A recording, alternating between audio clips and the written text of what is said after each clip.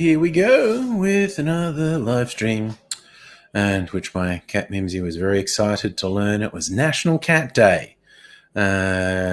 She clearly thinks every day is National Cat Day, or at least National Mimsy Day, and thinks everything should revolve around her. But that's pretty standard for a cat, really. I wonder if that's easy. Let's see. Should take my phone out of my pocket before I sat down. Would have been way less awkward. Yeah.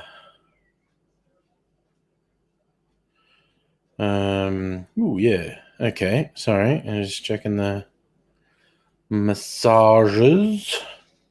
Where are we? He's all toothless. Okay. Okay, so let's get AIDS. Yes, that's sunlight behind me, Chris. We're approaching the time of the year where the first hour of the stream will still be light outside.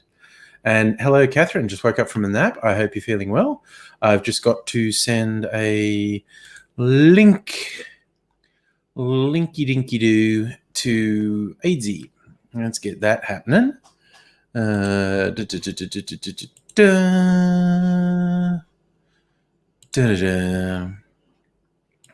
so AIDS got the link. I'll let him know. Emailed the link. Alrighty. So at some point, we'll be seeing AIDS. There's a lot of foliage. There's bloody over here. It's friggin' ivy coming over the fence.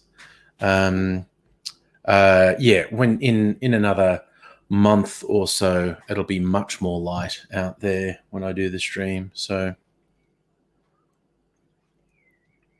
for the first hour anyway. I made a slightly different drink tonight. It's lemon cordial and grenadine, and it's really nice. That was just, I randomly stuck those two things together, and I'm a fan. I'm a fan of grenadine and lemon cordial in a drink. So there we go. What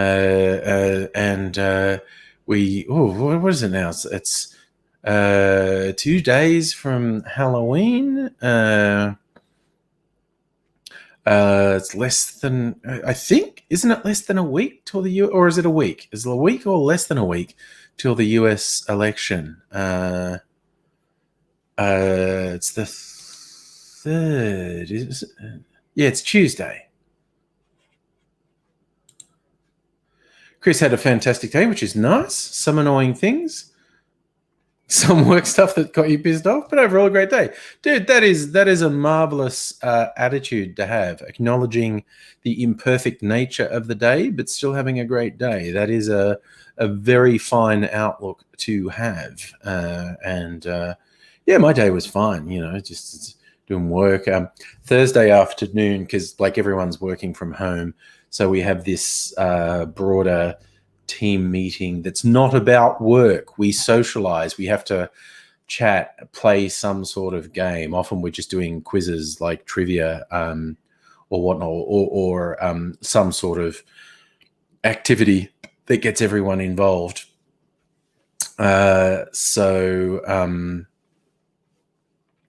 Yes, mandatory fun, as often gets called when you do these things for work or school.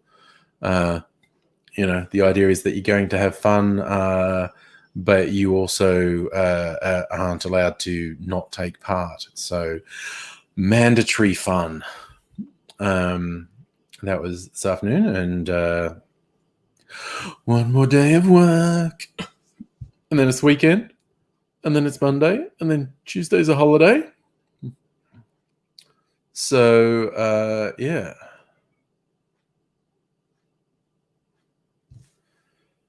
Yes, Catherine, the US election system where it's on a work day and it's incredibly disadvantageous to low-income people who can't take time off work. It's stupid as hell. and it is clearly done specifically to disenfranchise the less well off. Stella, good evening. Your cat for cat days being an asshole. She learned how to use the dog door. Keeps wanting to go outside, jump into the neighbor's yard. We actually have the door. I'd never called it a dog door because I don't have a dog. It's a cat door. And we did well. Actually, there was a period where we kept it shut because a neighbor cat kept coming in because it knew there was food in here. And then there would be a big cat fight in the middle of the night, which is a terrible thing to be woken up by. So it had a cover. We called it lowering the portcullis. It's like securing the castle gate. We haven't had to do that for a while, so the cats can actually go in and out. Or the Mimsy doesn't really do that. She just comes and sleeps next to me. Who knows what Shadow does? She is a cat of mystery. T-minus 5 days till election night, Chris. You want your work news to be as interactive as election night chaos. Oh, well.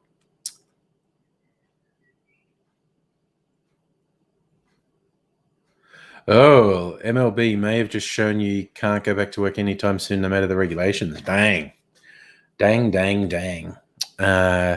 Yeah, it's fucking world is fucking complicated at the moment.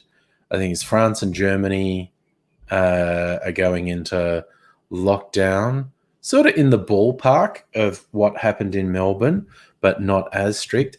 Ireland's lockdown seems to be very similar to Melbourne's. I don't know to what degree there are any lockdowns in the States where everything's completely fucking out of control.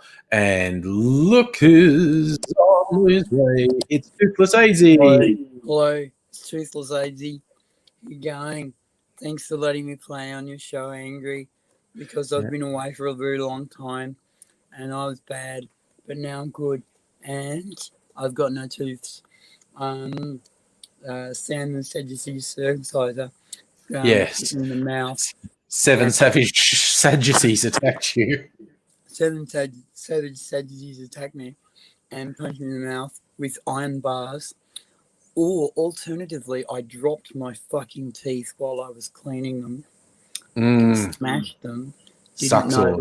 Fucking put them in my mouth and then cut the fuck out of my mouth. Oh, God. And I didn't notice until I noticed there was blood pissing out my mouth. Remember that time I came to you after the dentist? Yes. And I said, I've been telling jokes to people because I was a bit fucked up from the drugs. And I've been telling jokes to people and they've been looking at me like I'm fucking a weirdo. And there was this one guy with no arm. He had a false arm on. And I was saying a joke and he went, looked around and looked at me like I was a weirdo. I'm going, you're the one with the no arm, cunt. And fucking, I got to your work and you said, you better just go into the bathroom and go freshen up. Oh, okay. And I go in there and I've got blood coming all down my front and down my shirt. Looks like I fucking chewed the head off a baby. And I've gone, oh my God. So I cleaned myself up best I could. Yes. Pointless. And then we went straight back to my place because we weren't doing a show that night. No, you're a bit messy. Yeah. I did a monologue. That's good. About how my old man fucked up my teeth and who's got the last laugh now? Oh, it's him. Yeah. And I was just going to say hello to Pimply Wimply on Twitch, who's noticed the number of bottles behind me. Wants to know what's my favorite. Those are for making cocktails. My favorite cocktail is probably a whiskey sour, which is quite simple, or even an old fashioned. But having that diversity means I could make hundreds of different drinks, obviously. Thousands, really. The man's getting quite good at it, actually. He's getting quite good at it. You know what I'm getting quite good at? What are you getting quite good at? Answering questions in a time limit. Yes. A new game show. Ask me a question, I can go on for 3 hours answering the one question. But what we've done recently on this live stream chat is get a moderator to time me. And so you've only got 2 minutes to answer this question, and people can ask me anything they want at all. and I will answer it within the time allowed and stop. And I'm getting better because it used to be that I couldn't not talk for, what was it, half an hour was minimum. But now I'm getting better because boss of the house doesn't like stories from me at all, and says, "Stop! You're telling a long, boring story." And I've just gone, "Good morning, boss of the house. Stop! You're telling a long and boring story." And I went down to the shop saying, "Stop! You're telling a long and boring story." And so I'm getting. I've had to learn how to compress information into a small packet and send it to boss of the house. Usually what that involves is me. I'm not going there. I'm not going there. I'm not going there. You don't need a strike. And nice. we've got Sorry, to monetize at some point. We just attracted another person on Twitch, Mr. Kensington. Says we seem chill, hang out. That's what we do, friend. We chill and we hang. And, we chill and hang, and we talk to peeps, and we talk with peeps, and we talk about fucking anything, really. And we're old and quite wise about a lot of stuff. And we're opinionated and leftist, and basically we have learnt the trick of being here for you, not for us. Because if we were here for us, we would be here for the experience. Yes, that would be it. On YouTube, of being an influencer.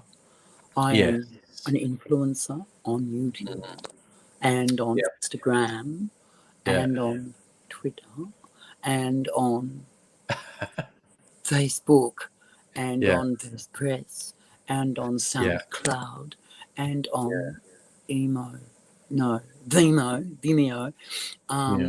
and on several of the other. There's several others. TikTok, do a TikTok. And the Chinese government have offered me a reward for as many Chinese students that have been talking about Chairman Mao as possible. So I've been doing that. You've been doing that, a lot of that. All right. I'm I also going to say hi to Bernie on Facebook. Mr. Kensington is one of your peeps. Grew up with Asperger's, and their parents hated how much they went into detail when talking about shit. So understands the whole. Don't deal with it, do they, Kensington? They just cannot fucking deal with the idea that you go, Dad, how does the light on the truck work? Well, your electricity goes through it and lights up. No, the one on the back. Well, the electricity goes through it and lights up. But it only goes on when you go into reverse. Well, that's because it's the reverse light. Why does it only go on when it goes into reverse? Because there's an electrical signal that goes from the reverse gear to the reversing light and goes through the bulb, and the bulb goes on and it tells everyone that I'm reversing. But how does it know? Because I put it into the reverse gear. But none of the other lights know when you're in the other gear. How does it know? Because there's a switch that it pulls when I put it into reverse. It knows because I turn on a switch. Where's the switch? Probably in the gearbox. Can we take it apart and look? No. You let me take apart the other bits of the truck. Yes, but that's on the proviso that you put them back together. And the last time we took a bit of the truck apart, you didn't put it back together. But it was a bit complicated and you didn't tell me how. And I lost a few screws. You lost a few screws from the head gasket. And the head gasket doesn't go on the way you took it off. You have to tighten the screws in a certain order. Yeah, I know, but you didn't tell me the order. We blew up an engine, Adrian. We blew up an engine. No one called me AZ back then. I was 7. You blew up an engine, AZ, and you cost me several $1,000s. So you can't just take things apart anymore. You've got to ask first. Okay, can I take the reverse light apart? No, you can't. That's not where the switch is.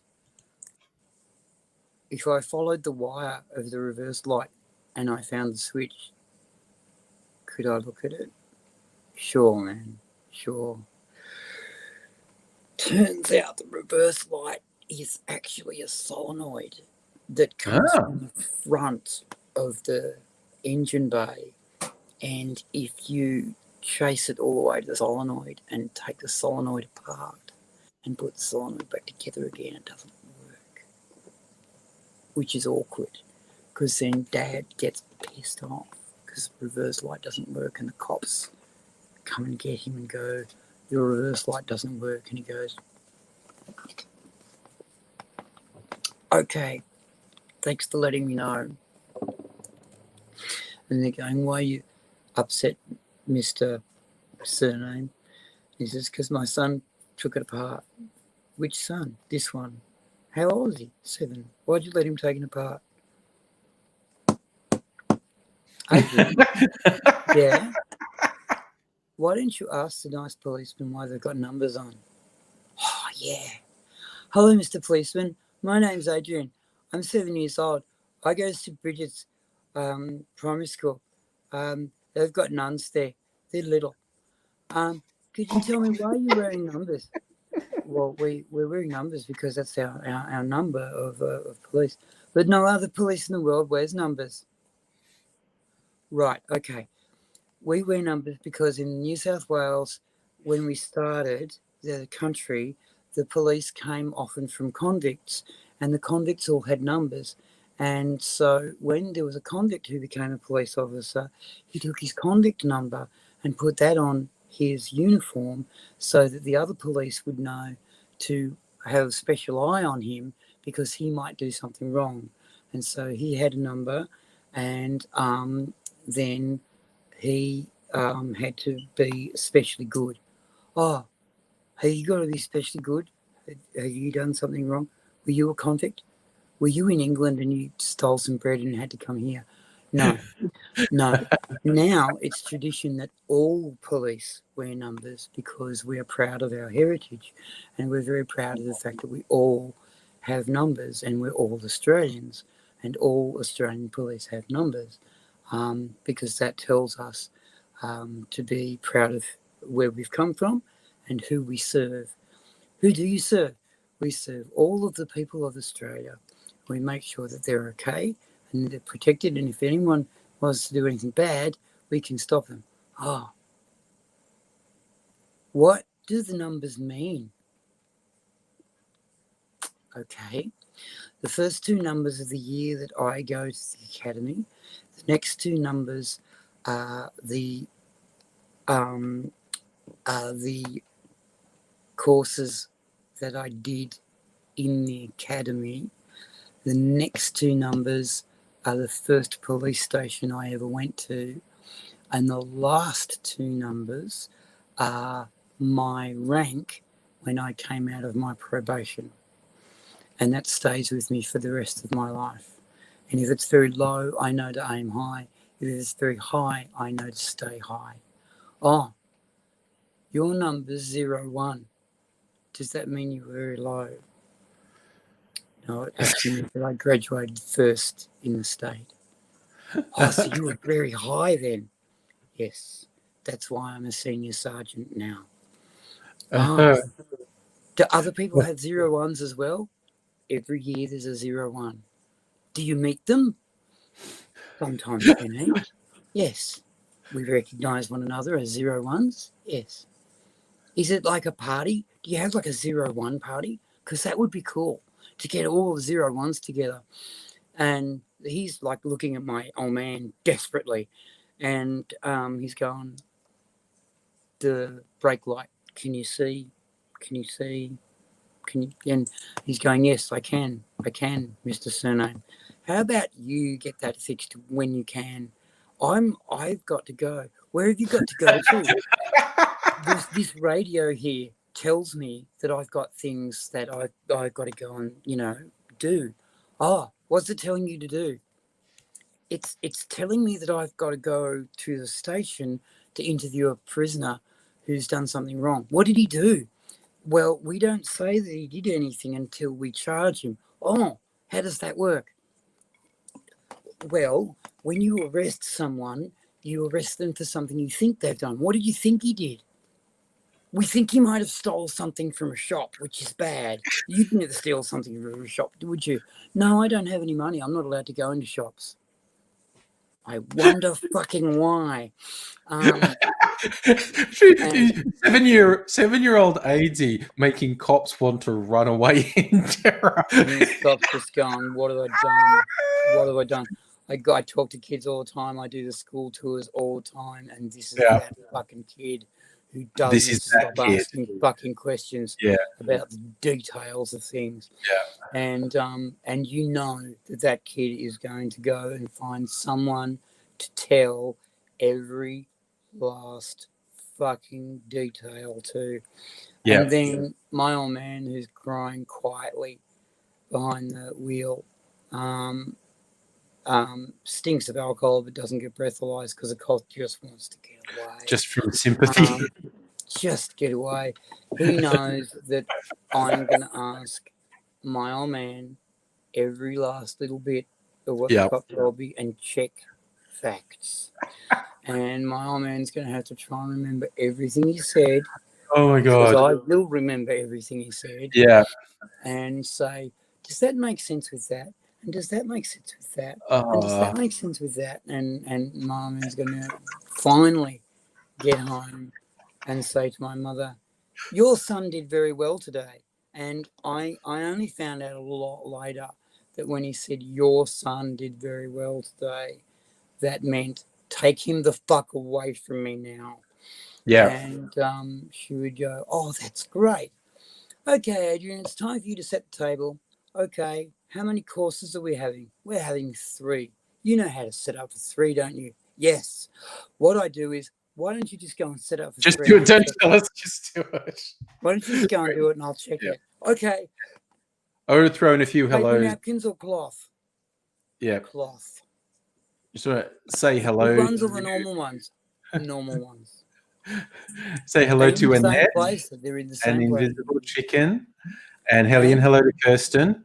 Oh, and your mate, Mr. Kensington, you've got him with the numbers. He says in the US, state IDs have important numbers mixed in. Region code, birth year, vehicle codes. While they vary from state to state, it's not hard, in his opinion, to notice the patterns. When working in customer service, I never looked at an ID for more than 2 seconds. For things like tobacco and alcohol, it was 100% accurate every time. Caught a fake one because they fucked up the ID numbers. Many were born in the 80s, ID code 9. See, that's it. Mr. Kensington, your memory for the numbers, you just glance and go, that's fake. The beautiful thing they used to do in Canberra, because what happened in Canberra in the ACT in Australia was you'd get your driver's license at 17, and it wasn't your P's, it was your full license, full forever license. And basically, back in those days, they didn't have like plastic cars. They had typewritten pieces of paper. Pieces of paper. There was typewritten paper with a signature on it, and that signature was a stamp. And if you could get a piece of potato and cut it right and get the ink colour just right, you could make yourself a false ID. But what they used to do was they used to look at your ID and go, so this kid's 25. This 16-year-old is not 25. Yeah. And what they would then do is go, so, Gerald, what star sign are you? And fucking, we never twigged. I mean, eventually you get smart enough to do it. Yeah. But we never twigged to do the star sign thing. You know, why would you know your star sign? If you're born on August 25th, you're a Leo. Yes. And fucking, because what people did was they never put their own birthday on, they put another random birthday on. And Yeah, what we eventually did was put our birthday on and just moved the year. Yeah. Hey. And so what star sign are you? I'm a Gemini. No, I think you're a Taurus. No, I'm a fucking Gemini. I'm on the cusp. My old man's a Gemini too, but they call him a Taurus all the time. And again, details. And the bouncers would go, just go in, just go in, just go in, just go in, just go in. Are my shoes okay? They're fine. Go in. There's a lineup. Go in. Your shoes are fine. Your shirt's fine. Maybe tuck it in one day. Go in. Go in. Just go in. I'm selling drugs in your club. Fine. Go in. Just do it to someone else, not to me. There was a band that I used to go see back in the deep dark past when I was living in Sydney. There were these sort of folky punk types from Adelaide, young folk, called The Bedridden, and they had a lot of quirky little songs. And one was about their older brother giving them a false ID to get into the club. And you can tell when the song was written by the name of the thing. The song was called 2nd of November, 1968. The whole thing is, don't forget that date, 2nd of November, 1968. And, their lyrics were very, actually, you know what, I probably, just for fun, it's like, this is going to be like a poetry reading, if I can find the lyrics. Find them and start. I've got to very, very quickly. I won't be long. Go for it. Now they're slightly obscure, so maybe no. Oh, what is it? The Bedridden. There we go. An Australian cult band. That was them. Melba Agents and Fishing Song. Miss Nude Australia, 1995. I don't know that song. Resurrection Blues, 1968. That's it. Or is that actually going to play the... Oh, okay. Doesn't have the lyrics. Anyway, they were funny. The band from Adelaide called The Bedridden, and they were funny. Invisible Chicken's also on the cusp of Scorpio and Sagittarius. Chris is in Aquarius. Chris, you reckon Biden's going to win because you reckon a lot of the early votings for Biden, Invisible Chicken pointing out 69 million people have already lodged early ballots in the US, which is more than half of the total number of people that voted in 2016. And most people who vote early are usually Democrats, because they do dirty tricks to stop Democrats from voting, especially black Democrats. And they run out of fucking polls and shit like that in Democrats' seats. So the people who usually do postal votes are usually Democrats, and the turnout like that is fucking enormous. Yeah. It's early voters are also usually people who want to change who's in power. Yeah. They're incredibly motivated. And people who want to change who's in power are usually more motivated than the people who want the person to stay in power. Now, admittedly, Trump has an absolutely rabid, lunatic base of supporters. When you look Excuse me, they're just trying to make America great again. Something like that. That is trying to make America great for the white man who had a vicious snub with watermelons growing in the White House and a woman as Secretary for War. So wake the fuck up, America. You know, dig your shelter now and stock up on guns, because the shit's going to hit the fan. And when it happens, the blacks are coming for you. Apparently everything, literally anything that happens, gun sales go through the roof in America. Obama got elected, gun sales went through the roof. COVID happened, gun sales went through the roof. So anything end times. Everything is fucking end times.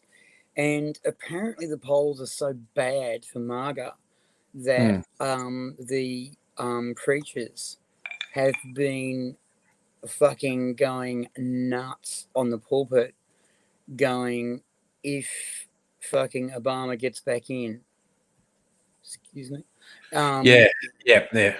That's what they're saying. They're saying, Oh yeah. because Biden won't live, and they won't give it to Camel Toe, so they'll get Obama back, and if he gets back in, it's chaos. It'll be end times, and the preachers are.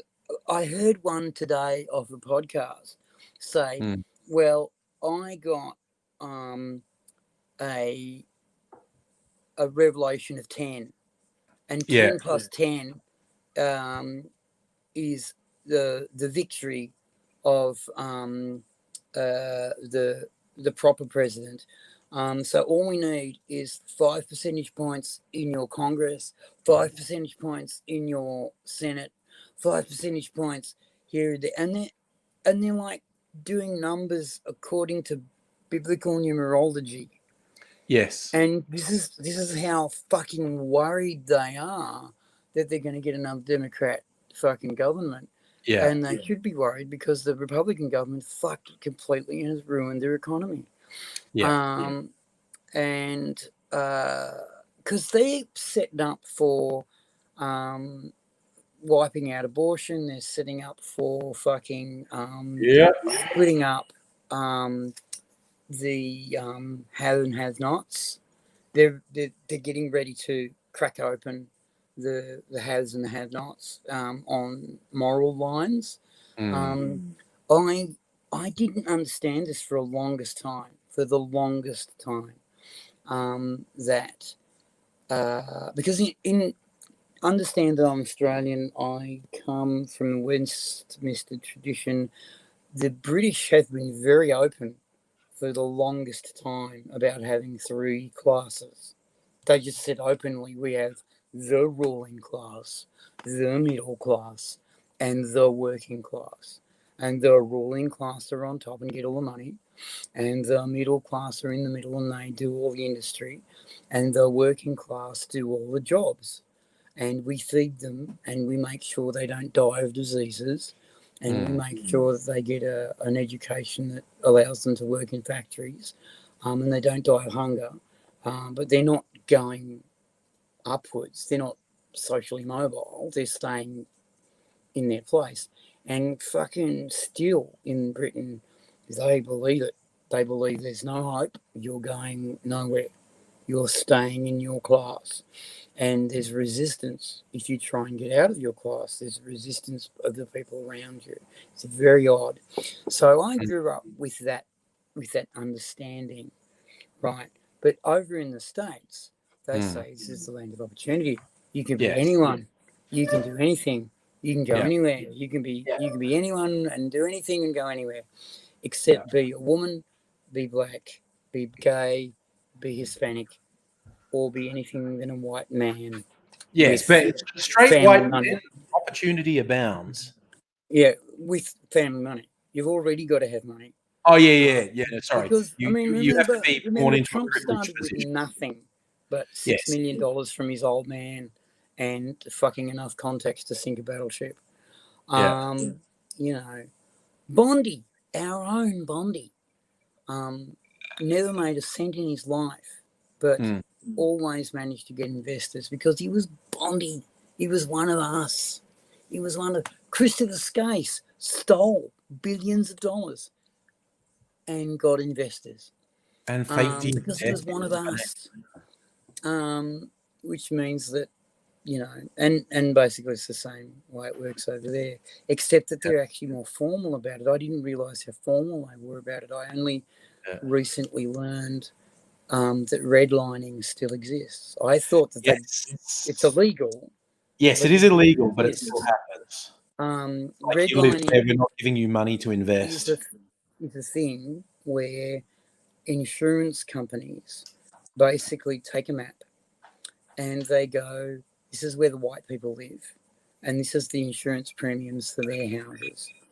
This is where the black people live, and these are the insurance premiums for their houses, and they're much higher because they have crime, and they have war, unsettled neighbourhoods, and bad things happen, and buildings burn down, and they're very, they don't own a lot of their own property, so they don't care about it very well. They don't maintain it, and so it breaks and it burns. So their insurance claims are harder to get, and it's not an overdraft. It's what you pay out before you get your claim. Anyway. Yeah, I know what you mean. The excess. Yeah, excess is much higher, and the actual premiums are much higher.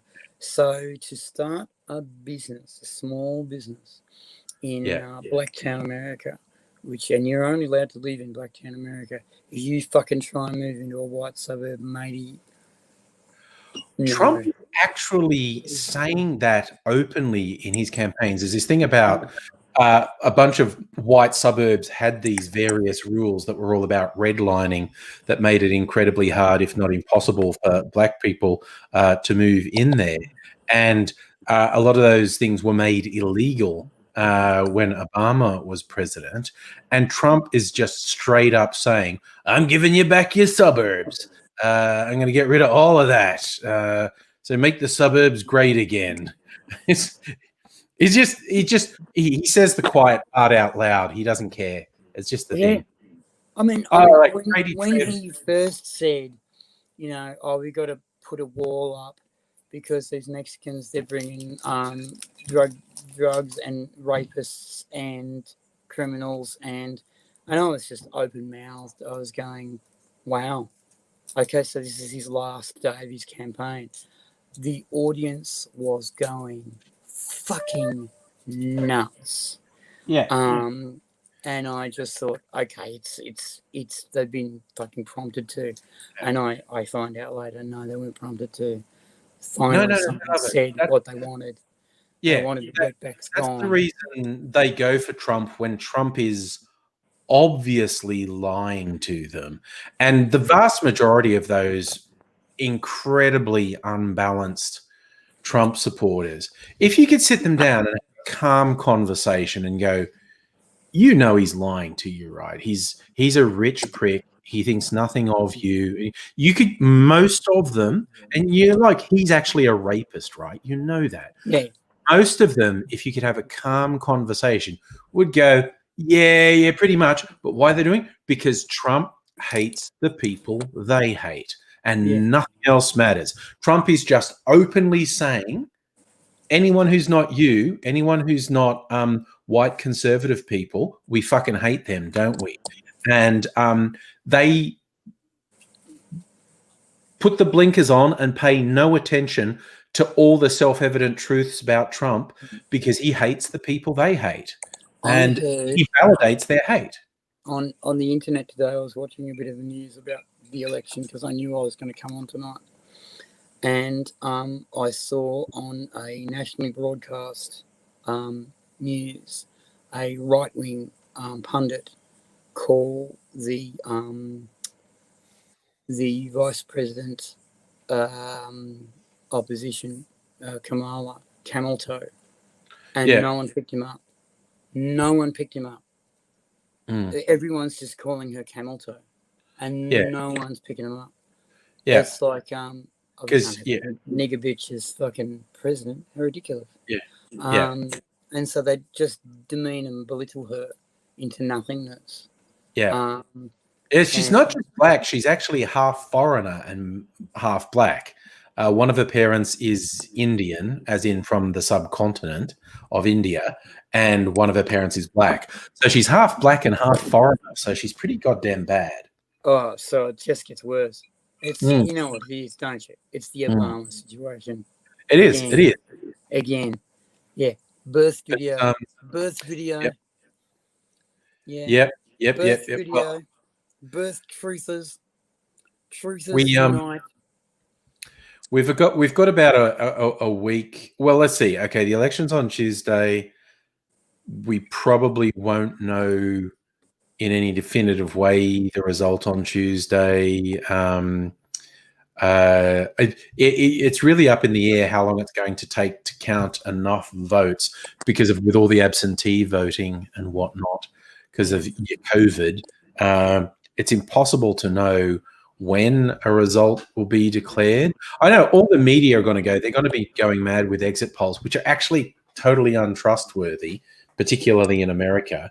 Because they lie. People lie. Yeah. When you put a camera in their face, they'll lie.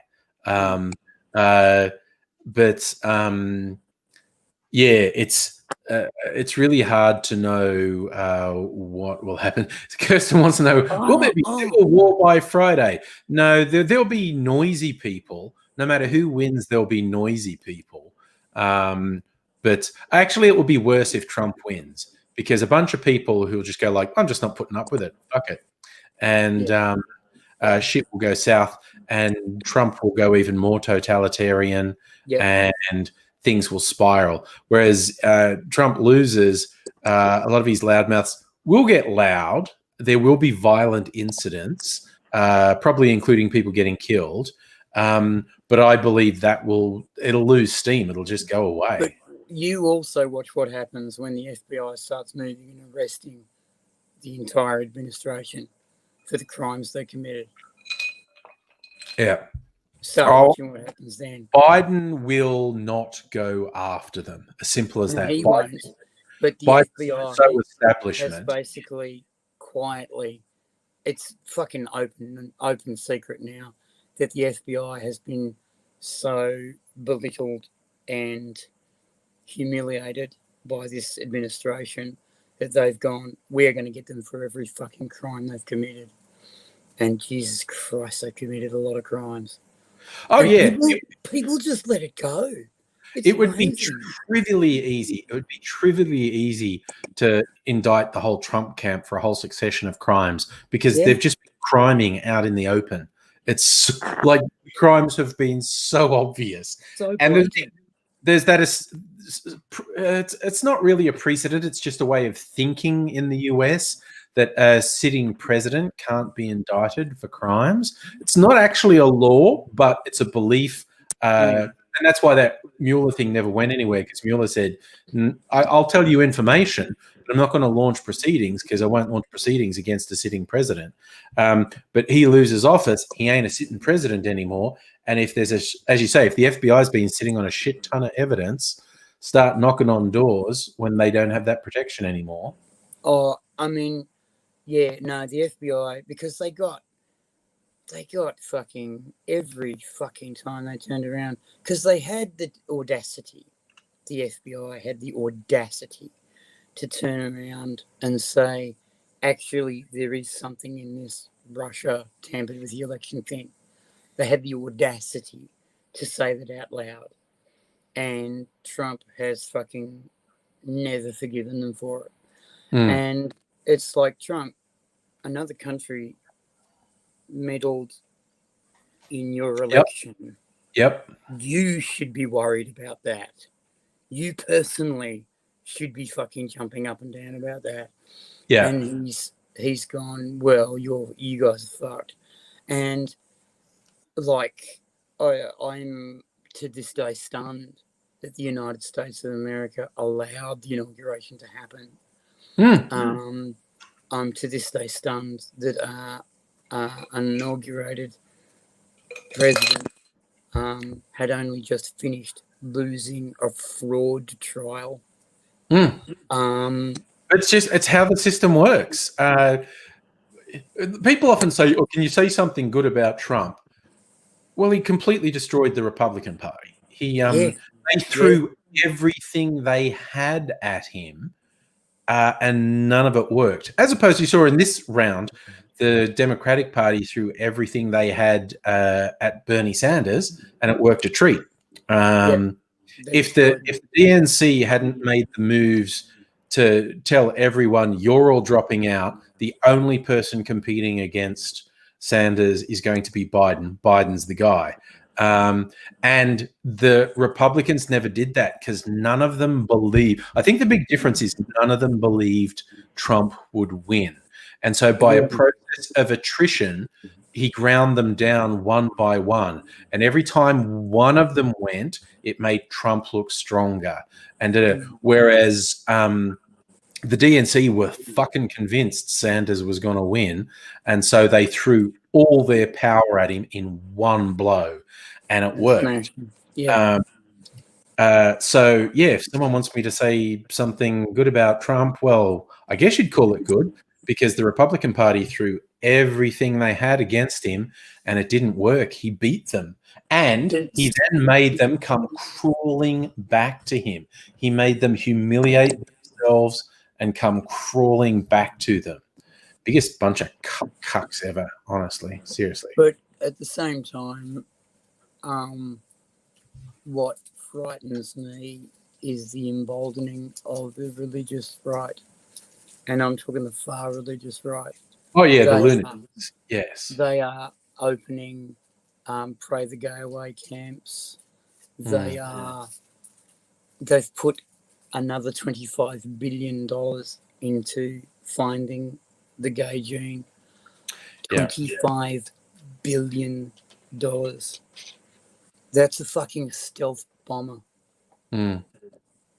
Yeah, pretty fun. Our tradie Trev's up in Queensland. He said, "I'll forget the US politics. He still hasn't decided about the Queensland election." Don't worry and about look, that, mate. honestly, yeah, it's just like, I mean, what crack? You'll fucking we'll sort you out, mate. Don't you worry about it, bloody thing. He knows a thing or two. Like, Queensland Labor are so shit and so conservative and so pro-mining and so anti-environment. To stand out, the Liberals had to bring in Bjelke-Petersen era proposals of curfews for young people and cops arresting them just for being young people who are on the street. That's what they had to do to stand apart. That'll get votes. Yeah, that'll get votes in Queensland. No, that's what I mean. It will. It's there are people who fondly remember Bjelke-Petersen. Fondly. I remember my fucking Queensland trips when I was a kid in the 80s, when I went up to see my other associates in our herbal remedies industry. Your legitimate business ventures. Our legitimate herbal remedies sales. And our offsiders in Queensland hosted us a couple of times, actually. And when we went up there, we all got flown up because the host city provides the party. And Jesus Christ, when it was time to turn around and host everyone else money, and Sydney came and said, "Don't worry, ACT's part of New South Wales." And so we were able to fucking put on a good show. And we did. It was a good show. But when we went up to Queensland, we were met at the airport, and straight away they said, "Right, you're going to have to come with me, and we're going to have to change your T-shirt." What?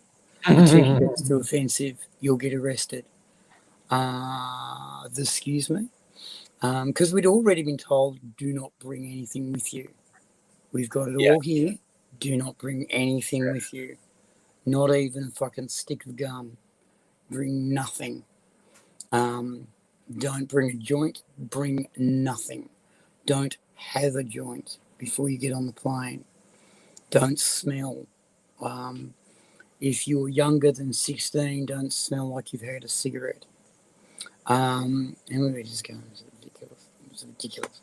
This is back in those when you could still smoke on planes. And we were all in the smoking section. And the hosties who were going around going, "Are you guys old enough to smoke?" And a couple of our younger members going, "Well, fucking yeah." And we'd be like, "Shut up."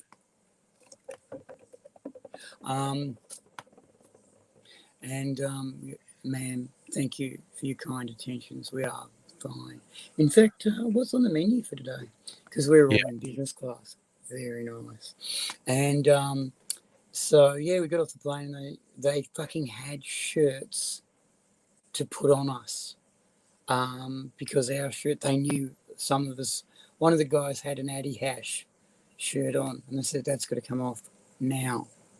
And said, "Righto, well, let's go." and we were expecting a bus. No. We were all put to a host, so 3 of us in one cab. So 3 people, one cab, 3 people, one cab, 3 people, one cab. And we said, this has got to be costing a fortune. Why didn't you just get a bus? Because that'd be a gathering and that'd be illegal. And they'd organised us to go to the same hotel, but we weren't to collect in the lobby.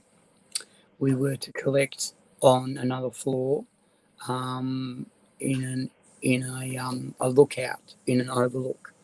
And then we were told as we were going through the city to go in 2s and 3s, and that's it. No more. Clump up. If you want to see your friend, talk to a host. He'll go up and grab your friend, and then you'll swap sides. Yeah. And for those who don't know what was behind this, the incredibly totalitarian Bjorky Peterson government, which was in power for like 30 years or something, got so paranoid about unions mobilizing against him, because the unions were very mobilized against him. He made it illegal for someone to address a group of more than, I want to say 6, but it might have been 3. So basically, you couldn't have a union meeting without breaking the law. He didn't make unions illegal. He just made having a union meeting illegal. And that's how paranoid and totalitarian they are. My favorite take on that, I remember seeing a comic in the newspaper, cartoon, might have been a Pickering cartoon actually, but it was a coach talking to his football team at half time, you know, the way coaches do, giving them a pep talk, and a copper sidles up to the coach and says, "Excuse me, sir, in the interest of public safety, could you make it look less like you're addressing these gentlemen?" And because under this stupid law, a coach giving the team a pep talk at half time is illegal. And of course, that was never prosecuted. It was just to have an excuse to go the biff on unions, and B, have an excuse to go the biff on kids in the street. So, well, they don't have a the thing about the kids too was what they found with polls was all of the kids hated Joe and his party. So what they had to do is they had to disempower them and disenfranchise them immediately. Yeah. One of the things that they did, people don't know that the casual labour laws started in Queensland. They were a state thing, and Bob Hawke and particularly Paul Keating thought they were a fucking great idea. Paul Keating wanted productivity to raise so that we could afford our standard of living. And to do that, they had to get more work out of the employees. And to do that, they had to take their entitlements off them. And they couldn't take their entitlements off adults because, you know, they deserved them. But what they could do is they could take them off children because fuck them. And we never got them back. And so Australia got its productivity because we basically sacrificed our money for Australia's productivity. And that's something that X-generation people have always been bitter about. But there are pluses. There's pluses to this. One of the pluses is that you learn pretty quickly that you don't actually need a lot of things that they say you need. And you learn pretty quickly that if you're patient and you wait, all good things come to you. We are now in a position right now, Mr. Angry. Yours. You will know this particularly as well as the in-joke that I'm telling you.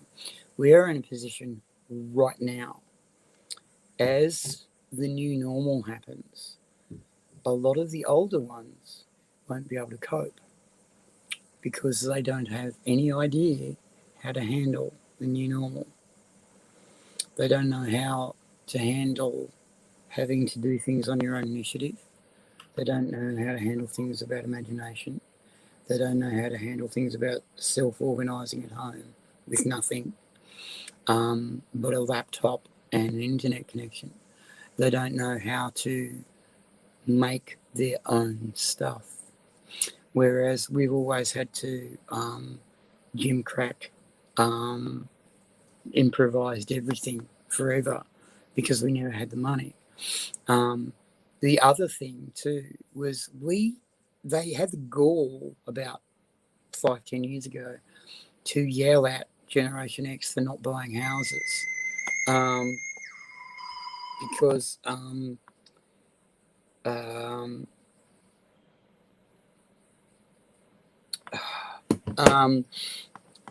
basically we weren't buying houses and therefore weren't kicking the economy along.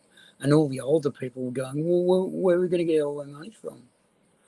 It's like, well, you stole it from your fucking parents and you spent all yours and you stole all mine. So I don't know. And then happily the millennials came along and spent a shitload of money and they went, phew, sigh of relief. And guess who got chucked under the bus? But turns out that property bubbles burst. And they burst quite hard. They were going to let this one down quite easy, which was the smart way to go. No, this one's not going to come down easy. This one's going to come down real fucking hard because there's so many shops shut. The economy's taken such a fucking hit. And you know what's really strange is Australia is in a way better place than so many other countries in the world. It's in a way better place, which stuns me because I've seen what's going on around me here in Melbourne town. And Victoria got the COVID thing worse than anyone else. Yes. We got sucker punched pretty bad because we had successive Liberal governments defund the health system at the fringes, at the edges, and things like preparedness. Well, prepared for what?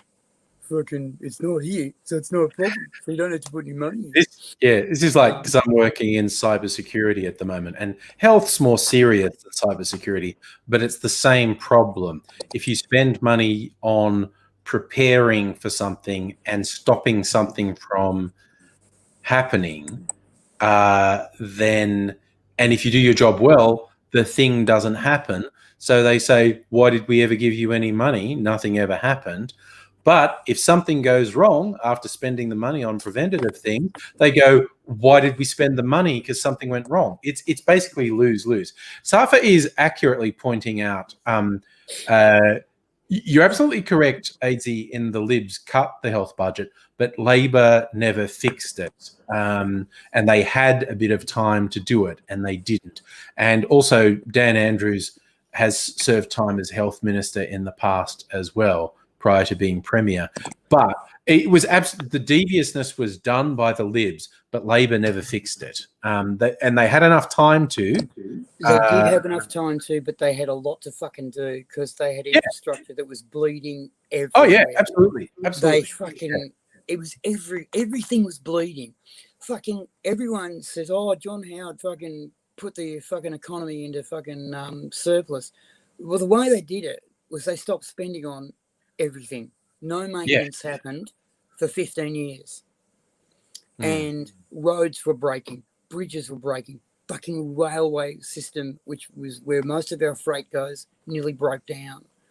Fucking billions and billions and billions of dollars were wasted on fucking poor economic choices, savings. So much infrastructure bit it in the arse. And then they went, well, look, we've fucking got it in surplus. A country is not a company. I'm sorry. It's just not a company. It's a service industry. It's a service provider. That's what it does. It serves the people that it taxes. Okay? It regulates the fucking the fucking well-being of the people that it taxes. And fucking, if you're obsessed with getting your fucking books balanced, then you're a fucking nutter. And by the way, the fucking party that's obsessed with getting their fucking books balanced, when they fucking complained and bitched about fucking Labor putting itself into debt, which was pissy debt, after they'd put it into surplus, and fucking saved the country from the fucking financial crisis, by the way. Fucking after they bitched about that, they raised the debt cap by 200%. It's like, hang on, how do you get to do that and pretend that you give a fuck about the surplus? They just raised it by 200%, and you better believe they went to it too. They went fucking straight to that debt cap, and it's like, how can you? And senior economists were going on the news and going, "You're bullshitting." The other thing I was saying is that there's a major debt crisis, and economists agree on nothing, and all of them agreed there's no debt crisis. It's not real. It's just not a thing. There is no debt crisis, and sure enough, the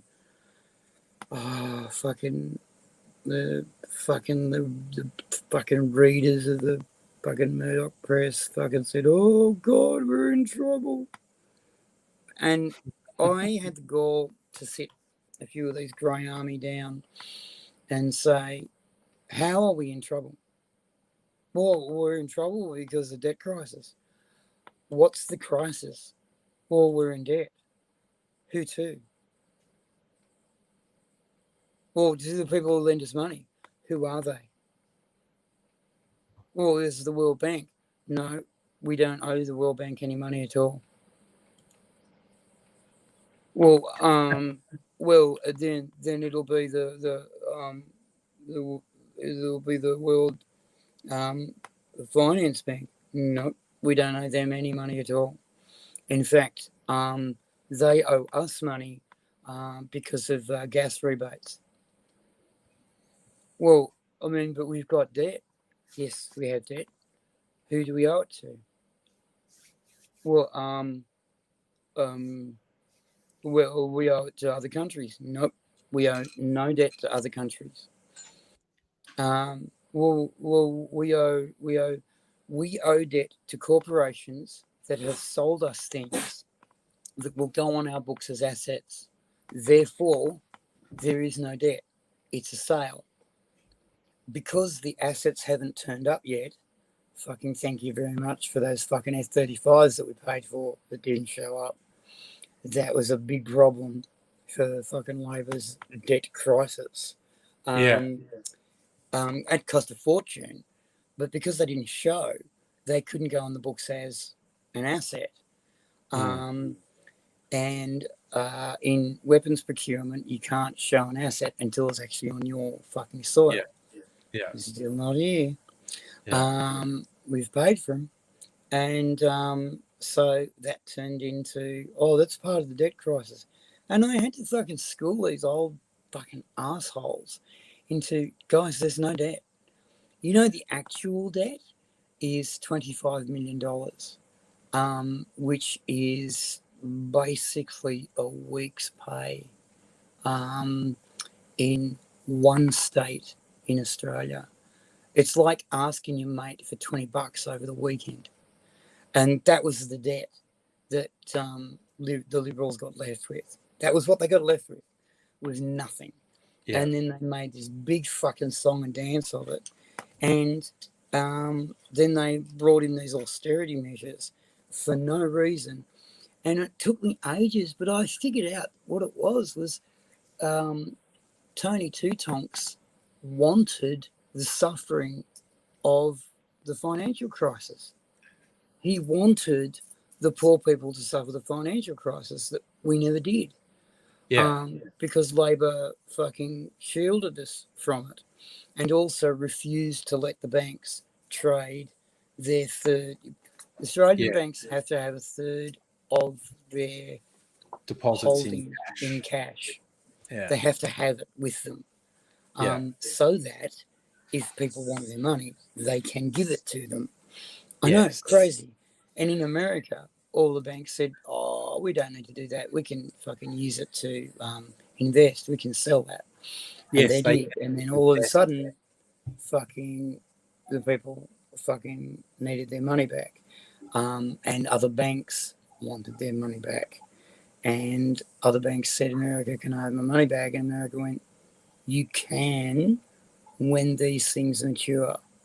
And the other countries went, "No, what I meant more was like, now, give me my money."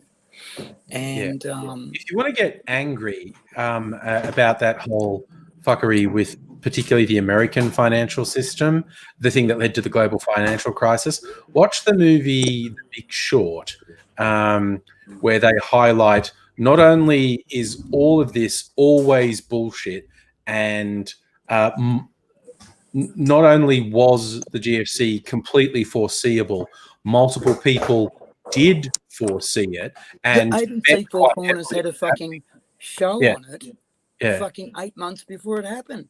Yeah. So they told everyone this is coming. But the real anger-inspiring thing in The Big Short is not only is this whole thing a fixed game and they're lying and it's bullshit and they're making terrible, terrible, terrible mistakes, they don't even play by their own crooked rules. When when with all the crooked rules, something still doesn't go in their favor, they just go, "Yeah, well, I'm not doing that." It's like, you now have to pay this. No, I don't. Oh, no.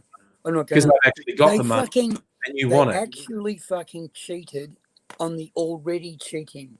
Yeah. They wrote rules that were cheating, and then they cheated on their cheating.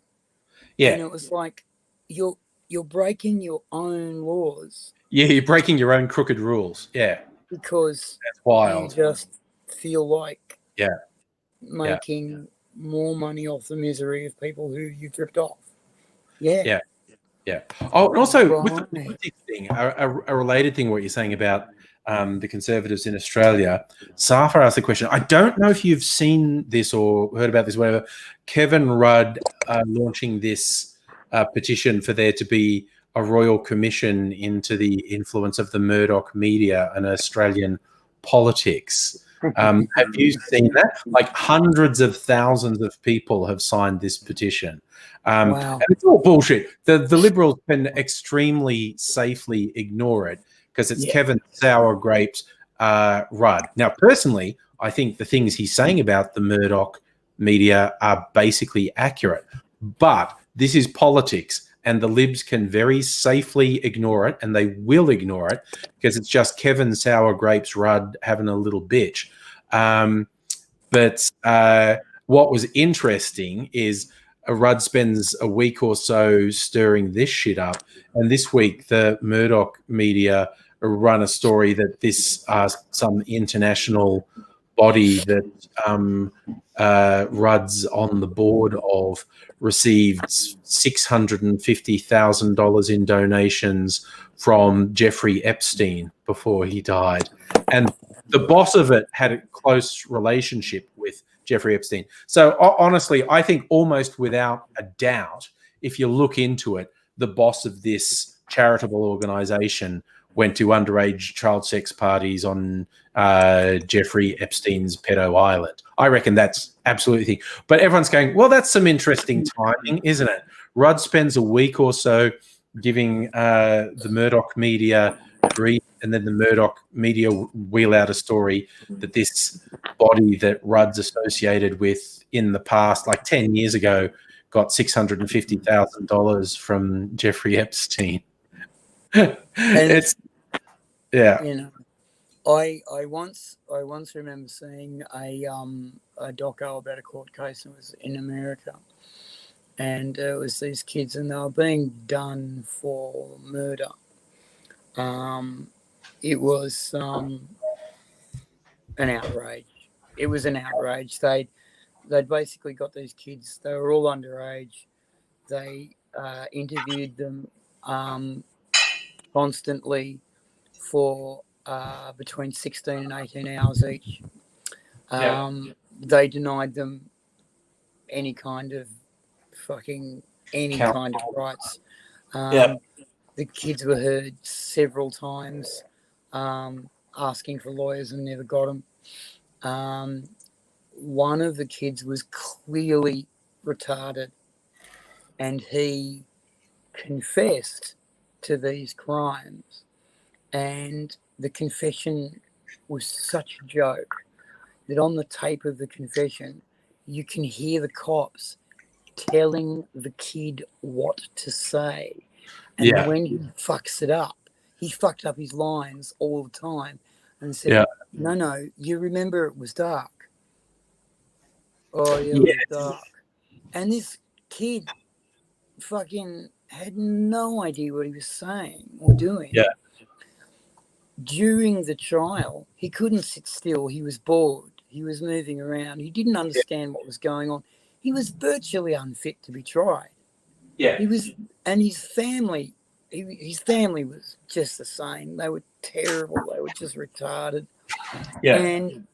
And by the way, AIDS is not saying, I just want to throw in, AIDS is not saying retarded as an insult. AIDS means literally not mentally competent to understand what was happening. Yeah, that's what I'm saying. Yeah. Just because dickheads use that as an insult all the time, AIDS is not using it as an insult. Mentally slow. Saying that's literally did I say mentally slow? Is that better? No. I mean, okay, we don't really use the term anymore, but yeah, no, it's what it means. Right, the kid was mentally slow. He was not compass. He was not. And on the strength of his confession, they got the other two and said, "Oh, we've got a confession. You're being done." Anyway, halfway through the fucking trial, they said, "Well, we've got you now because we've got you on devil worshipping." Devil worshipping. And one of these kids has gone, "Excuse me? We found these images on your laptop that have devil worshipping." And by that point, the big city lawyers had moved in pro bono and gone, "These kids are getting screwed so badly," that the country lawyers had gone, "Please feel free." And this big city lawyer came in and said, "So you found these devil worshipping pictures. You've had this laptop for 6 months. Why didn't this come out 6 months ago?" This trial, by the way, lasted 18 months. It took them 18 months to get their guilty verdict. Come on. Anyway, he said, "If you had this evidence, why didn't you bring it out then? You have been claiming that they're devil worshippers since you started, but they said no. And by the way, it's illegal to bring up anyone's religion as a factor. So even if they were, you should have said nothing about it." And they said, "Oh yeah, but it's against America," and that delayed this trial for ages because the police fucked up badly, and there was this fucking interview where they were crying because they had to throw out all of this devil worshipping stuff that they'd been concentrating on for months, because it was entirely illegal. And but the damage had been done, and the jury basically said, "Oh, they're devil worshippers. They did it."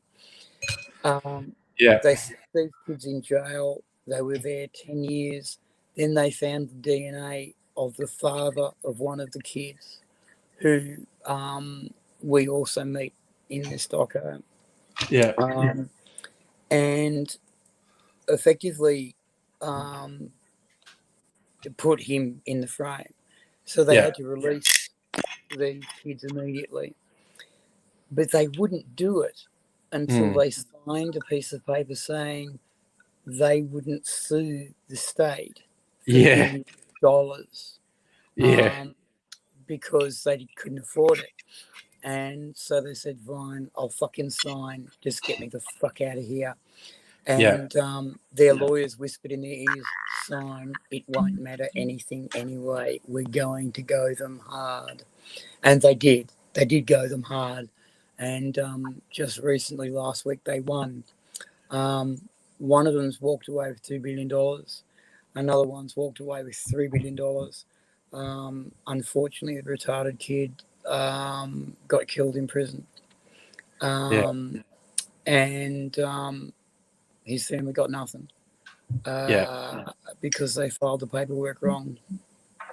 It's a period that was known in things that were happening in the courts and in law enforcement in America. It was known as the Satanic Panic.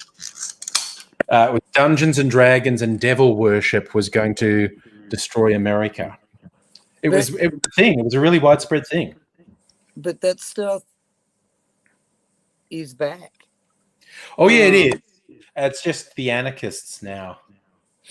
The Black Lives Matter and the Antifa.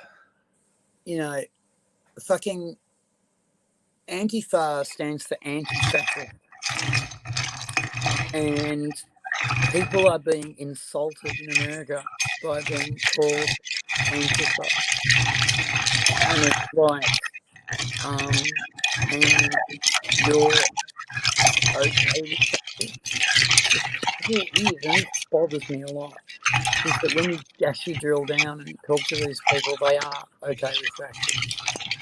They actually are okay with the KKK. My microphone off. Sorry. They are okay with fucking. Thank God the blacks are back in their place, because in the Obama days the blacks got really uppity. And I fucking heard some rumors of this shit, and I just thought it was all bullshit. But I've since been fucking shown a lot of stuff about how not all of America, for Christ's sake, for God's sake, let's work that out for a start. You know, let's fucking reasonably say that at least half America lives and lets live. You know, they're fucking decent human beings who don't fucking judge people by the color of their skin, and who fucking understand that an undocumented worker fucking needs to pick fruit to make a living, and fucking at least I'm not out in the sun doing it, so fucking why don't we give him a break? But a lot of folks are fucking very unhappy with Black Lives Matter. And they convince themselves that they're coming to the house. They're going to come to my house and take everything away. There's quite a bit of madness. Hey, changing subjects to concoctions. What color does that look to you? That looks blood red, dark blood red. It looks red. It's very purple. I decided to make a drink with a couple things that I just got this week. This is a cocktail called a Trilby, or a Trilby number 1. And they say to make it with Scotch, but I've chosen to make it with my new Starward Nova single malt whiskey. Yeah, because that was $25 off. Dan Murphy's had this $25 off sale, so I got it. And the other special they had this week was the Voc liqueurs were cheap. And so I got one that I've never had before. It's this purple one called Parfait Amour, which is very floral, very flowery. And then I happened to find a cocktail recipe that had both whiskey and parfait amour in it. It's got equal amounts of whiskey, parfait amour, sweet vermouth, sweet red vermouth, and basically a spoon of absinthe and a couple dashes of orange bitters. And so it gives me the opportunity to make a drink out of the things I just got this week, which is nice. Oh, Paul Kirsten, Behind the Bastards is making you depressed. Which episodes have you been listening to that make you depressed? Because that's all of them, really. But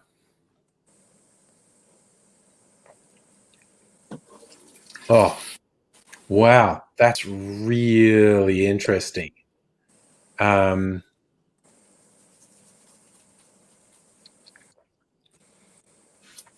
my God, that is such a wild drink because I can taste the vermouth and the parfait amour, which is very sort of violet flowery, and of course there's the whiskey in there as well. But it's a wild little drink, this one. Wow. Well, it is coming up to Halloween when the veil is thinnest. Yeah. Well, that's why I made that one. I put my Halloween cocktail video up last night. Is the stuff that I shot on last Friday night's live stream. The one that was very blood red, the coin toss that I decided for Halloween to rename Dracula's Blood, and ones with very traditional monstery names, the Corpse Reviver and the Zombie. Because, of course, what's going to happen if you give someone a Corpse Reviver? You end up with a zombie. So, two AZ signature drinks. Would I like a zombie? A zombie is all the rums and all the fruit juices. So, I'd probably like a zombie. Yeah. But I'm not a rum guy. I can't drink Reshi's Pilsner or rum because I get punchy. A zombie would probably make you pretty punchy. Like it's half rum. It's traditional recipe is 3 different sorts of rum plus Velvet Falernum, which is like a rum liqueur, a spiced rum liqueur. I can have Falernum. Oh, it's only 11% alcohol. Okay. So as opposed to, I included some overproof rum in there that's like 69% alcohol. But a zombie is traditionally at least 3 sorts of rum and Falernum and at least 3 sorts of fruit juice and maybe a splash of absinthe in there as well. Yeah. No, this zombie's not coming back for that. No, so it's pretty thin. Oh, sorry, I was looking. Kirsten's depressed by the podcasts Behind the Bastards. The working way through them today was Canadian residential schools. Yeah, they delve into some surprising air. They do the obvious ones, like he's done, Stalin and Mao and Hitler. Except he did something a bit different with Hitler. He basically traced Hitler's love life pre World War II. What Hitler's love life was like, and how Hitler. Can you walk me through? Because I'm not sure where we are on this. Oh, it's just basically saying Hitler was a fucking weirdo, and rather than dwell on the real horror that we know in some way, actually just saying trace him from pre-World War One and then post-World War One and pre-rise to power. And he's a fucking weirdo with a power complex. I mean, who knew, right? Was into romantic fiction, as in the German early 20th century German equivalent of Mills and Boon. So really trashy stuff. But yeah. Oh, okay. You want depressing? This is a thing. But why is she? I'm so sorry. I've got to take this. I'll be back. All right, you take that. So I'm just going to say, Kirsten's talking about a podcast that okay, you muted yourself. Kirsten's talking about a podcast that I'm often talking about, Behind the Bastards, where a journalist and podcaster, Robert Evans, researches some of the worst people in history and tells you things that you probably don't know about them. And he's when he's dealt with the Nazis and stuff, he's taken some interesting angles. He had one that was about basically, he called it, the bastards who helped the Nazis rise to power. It's the politicians in Germany whose actions and decisions, these non-Nazi politicians, through their actions and inaction, were responsible for the Nazis being able to rise to power.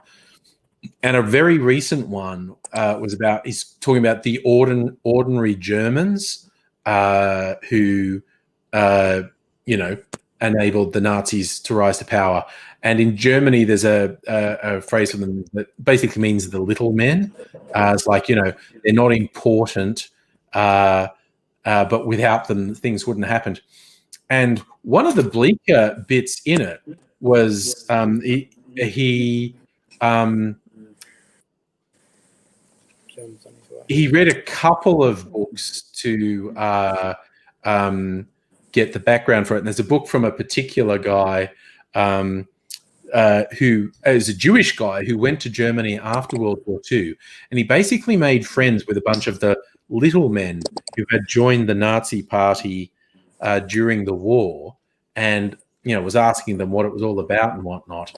And but one of the bleakest bits was actually this guy who wasn't a Nazi, but to keep his job,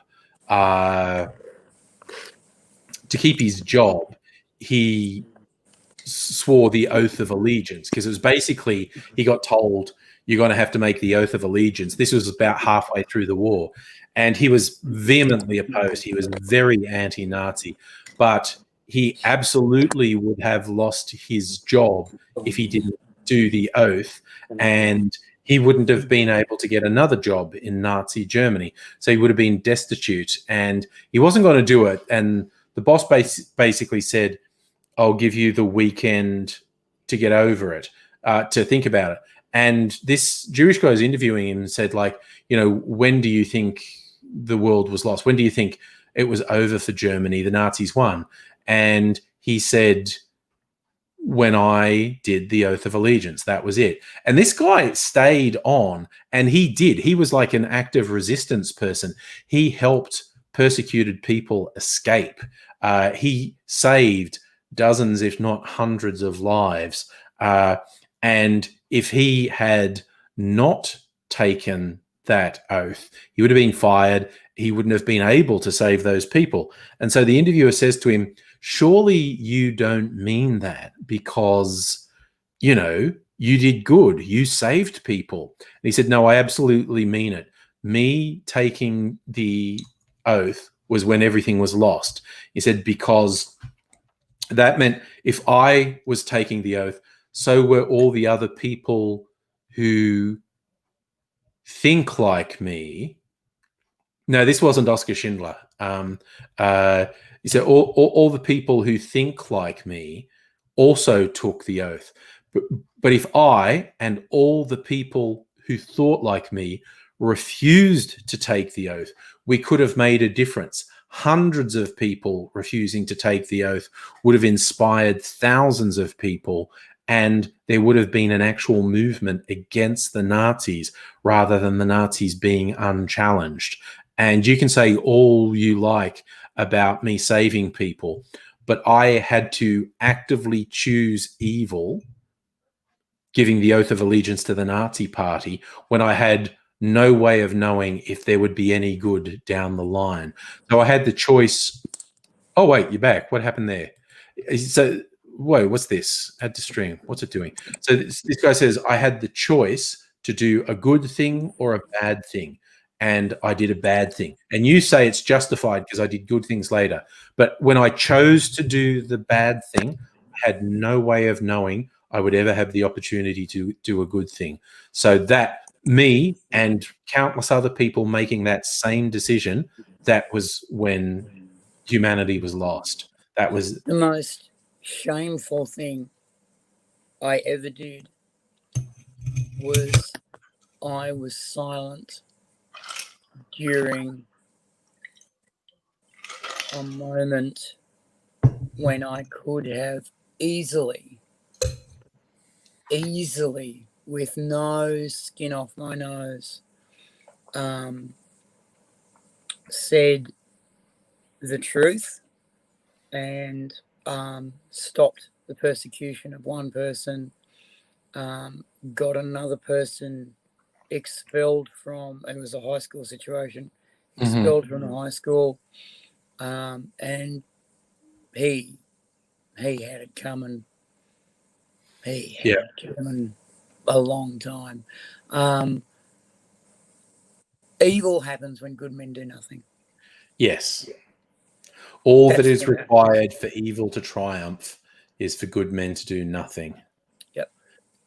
And I burned with shame over that.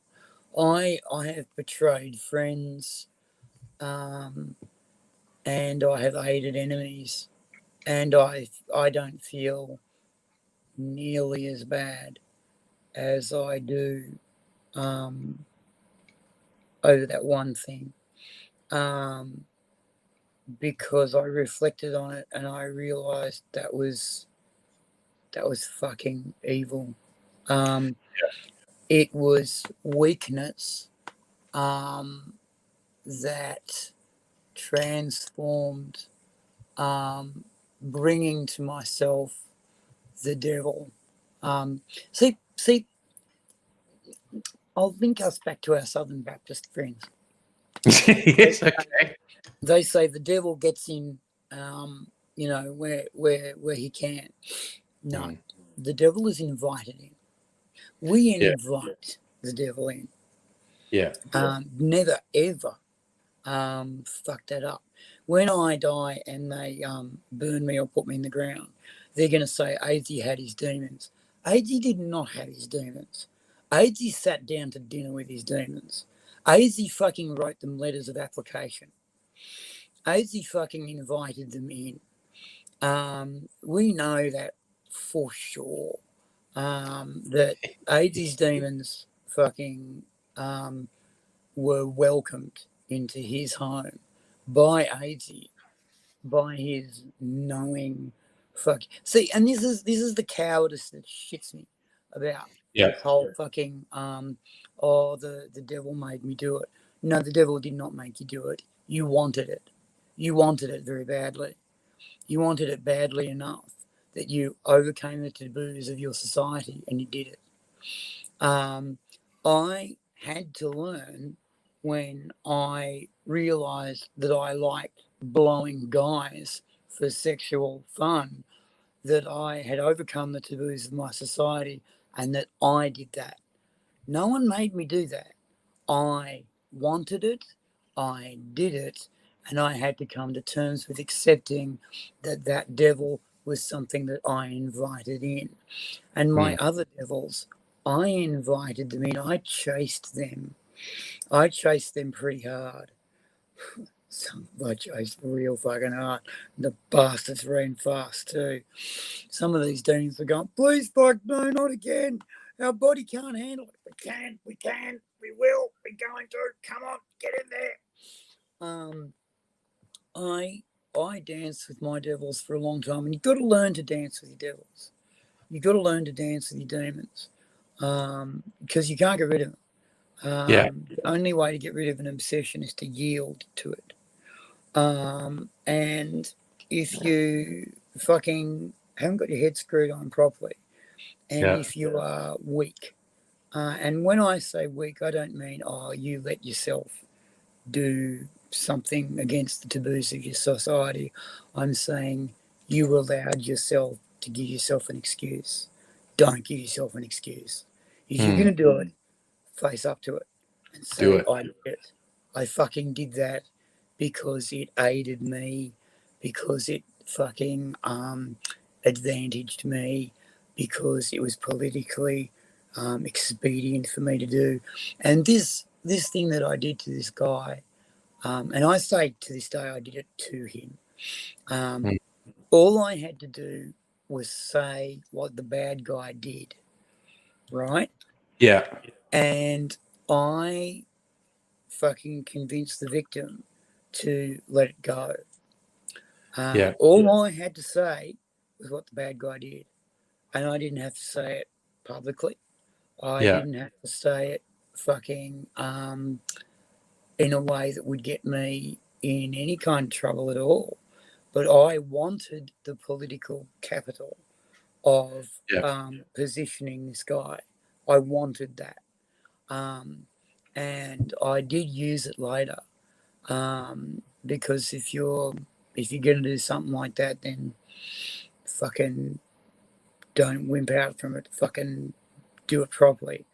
And I I felt the rotten taste in my mouth when I used Yeah. that political capital, because I knew how I bought it, and I'd bought it badly, for high price, and for the high price of my own honour and my own dignity, and I had destroyed the dignity and confidence of another to do it.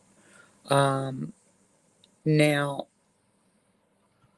I understand it when the little men say I was the problem, because after this, and I got a little bit more feisty, and I got a little bit more. Well, okay. After this event, I started to realise that I was going to get beaten up anyway. I was going to get fucking attacked anyway. It didn't matter that I'd fucking helped out this evil prick in his hour of need. He was quite happy to fucking go the biff when it was his time to go the poof bash. So I went, okay, it counted for nothing later. It counted for something when I needed it to. But Yeah. I realised that you don't get companies to stop doing evil environmental things by protesting. You stop them by demonstrating. The difference between a protest and a demonstration is protest is when you hold signs and say, please don't. Demonstration is when you shut them down. A demonstration of power, a demonstration of civil disobedience, a demonstration of you putting yourself between their comfortable rape of the world and you getting in trouble. And if you're prepared to do that, if you're prepared to stand in the lines of the anti-nuclear process, getting shit kicked out of you by cops, then you can help the other guys get into the first 2 floors of the building and shut that building down. And they're not selling uranium to France for fucking 3 weeks. And it's only 3 weeks, but it was 3 weeks. Yeah. It was something. And I wasn't a little man. I was someone who said no. And we're losing that in Australia. And that's a problem. I'm loving that kids are not as violent these days. I'm loving the shit out of that. I'm loving that our young are learning to negotiate better. I'm loving that. But we're saying yes far too easily and far too often.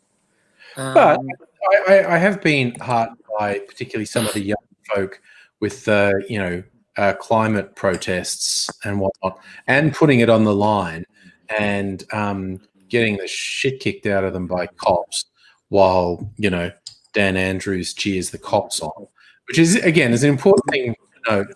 While I've been quite the supporter of Andrews handling the shit that we've had in Victoria, dude fucking loves the cops. And when the cops were beating the shit out of completely non-violent protesters,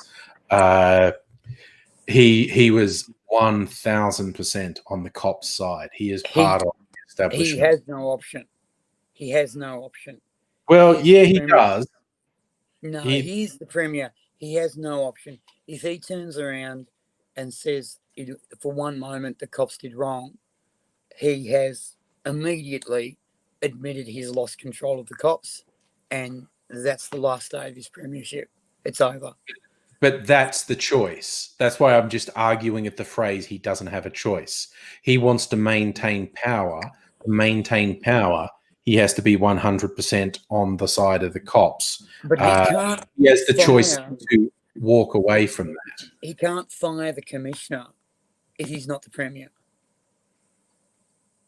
Okay, okay. I will go one step further. It's not an act. It's not he doesn't have a choice. He fucking loves the cops. He is 1,000% behind them. It's not on part. He is actually 100% behind the cops.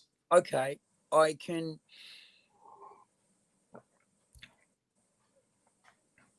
Oh, no, that's getting off. That's getting too far away. I'm not going to go there. No, it's getting too far away. You raise an important and very valid point. There are, however, and this is why we get little men, all right?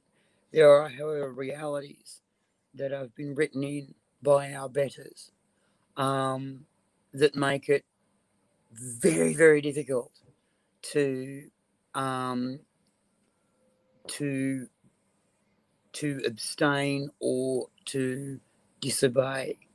One of my favourite things to say is I love talking to the young who are passionate and angry. And it's great, it's good, and they want change, but they don't want fucking change. They don't. They want the dole to come in on Tuesday and they want the trams to run on Monday. If they wanted change, they would be more than happy for all of that to break down, because it would have to if they wanted change. Because essentially all of the structures that people need are strung by the people who own all of our corporate futures. In Melbourne, for example, our public transport is not public. It's owned by private fucking companies. Or it's leased to them. Which was an horrific criminal act. It was not only a criminal act, it was a massive mistake. And it was a dumb idea financially, a rort that has been crippling to our fucking service industries. Our ambulance fucking officers aren't getting paid. And our fucking public transport gets a bonus if they're 92% on time. They're supposed to be on time all the fucking time. A bonus? Why are they getting a fucking bonus for not quite doing their job? It infuriates me. Yeah. Right? They get a bonus for not quite fucking doing their job. They get fucking these thugs to fucking wander up and down the public transport, fucking harassing high school children and Asian girls to prove that they've paid. Fucking, you get the 4 fucking tattooed ice junkies there. You don't see the black bombers fucking talking to them about fares. Oh no. Oh no. I also want to address something Philip's saying in the chat, or from Facebook. He said, it's always, it can be a mistake to say like this generation, the kids are X, Y, Z, because again, people would say, kids in Hong Kong were very polite and educated and deferential and whatnot. And when shit came to it, they were out in the streets taking fucking tear gas canisters in the throat to protect their rights. He did also say, to me, when I was saying about Dan Andrews, I'm saying he has a tendency towards authoritarian means when deemed necessary.